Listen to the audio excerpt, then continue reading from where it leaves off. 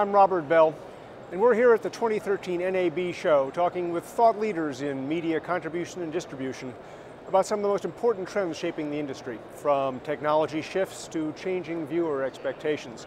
And here's what one of them had to say about the most important changes taking place today.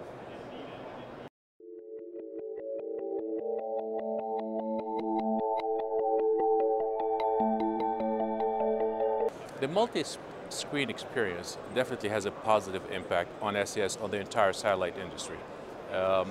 Any which way you look at it, the multi-screen experience is stimulating video demand.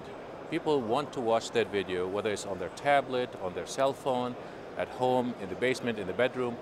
That generates stimulation of video use at home on mobility. The challenge for the satellite industry is how do we take advantage of that additional video demand? Do we participate simply as a backhaul, perhaps to the cellular towers, and provide video to the cellular towers? Do we provide connectivity directly to the home? After all, satellite is a last mile provider. Just like cable and fiber, we are a last mile provider. Do we want to do that? Do we want to go straight to home and be the last mile provider for that video on demand? SES is trying to understand at this point in time how to play in all these possibilities. One such possibility is how do you deliver that IP wireless in the home to the tablet?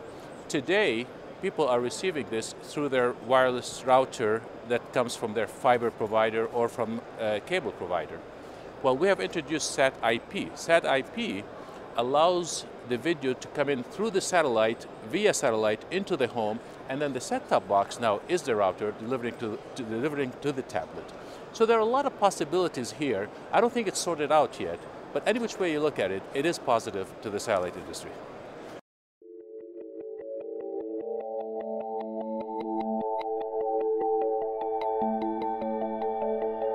Today, if you ask me what is the number one trend that will have an impact on our business, I would say it's Ultra HD. The bandwidth demand that Ultra HD requires and the attractiveness of Ultra HD, there's no question that we are going to go into Ultra HD. The only question is, are we going to do this in 2016, 17, or 18?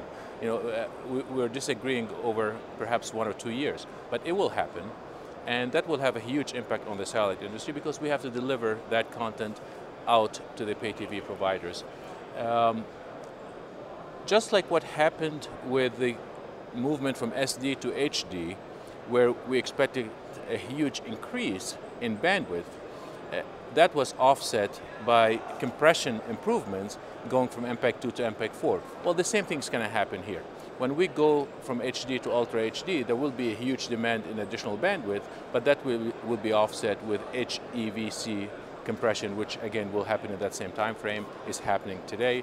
So net-net, we expect probably a doubling, give or take, of total bandwidth requirement for those that will decide to go to Ultra HD. Not all channels will go to Ultra HD, but those that will, we expect roughly a doubling of bandwidth, and that will have a huge impact on our industry.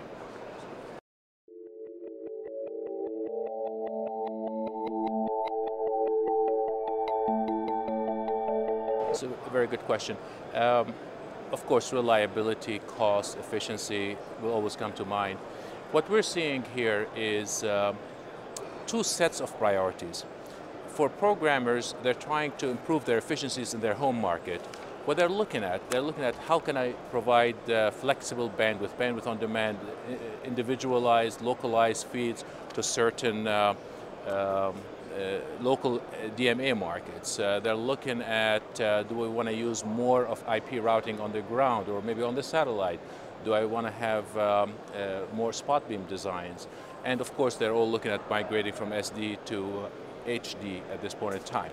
That's in their local markets. In the emerging markets, they're just looking for capacity. They want to grow, they want to go into Latin America, they want to go to Asia, they want to go to Africa. So what our customers are looking for is capacity for expansion into emerging markets, and they want to listen, they want to hear from us, what can we offer for them to make them more efficient, and fully recognizing that all of this is not really sorted out today. It's going to be sorted out. Each programmer is dabbling with different ideas at this point in time. What we can do for them is to listen to them, listen to what they want, listen to what would they like to see in the future.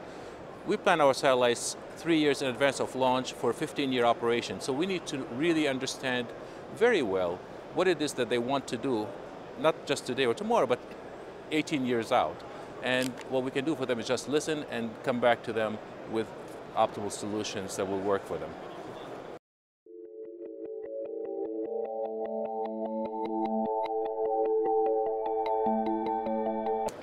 There's no question we need to be more competitive. The name of the game in survival is you need to always improve, you need to always become more efficient. And the satellite industry is trying to become more efficient even as we speak. We saw over the last couple of years introductions of new technologies, introduction of new players that are enabling us to become more competitive. The electric propulsion satellite that allows us to have the weight of the satellite, that makes it cheaper to launch. That makes us more competitive.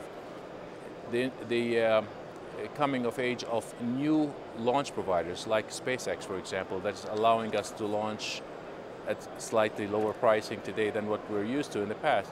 That makes us more competitive. Compression, whether we're talking about going from MPEG-2 to MPEG-4 to HEVC, that makes us more competitive. DVB-S2 makes us more competitive. All of those together are allowing us to reduce the cost per megabit that we deliver to our programmers and our customers.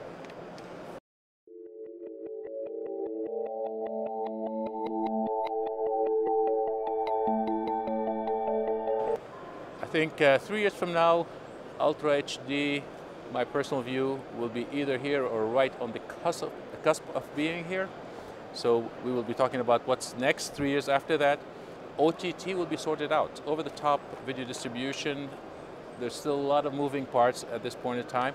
My guess is that will be sorted out, and we'll be talking about new stuff that probably we have not even started thinking about today.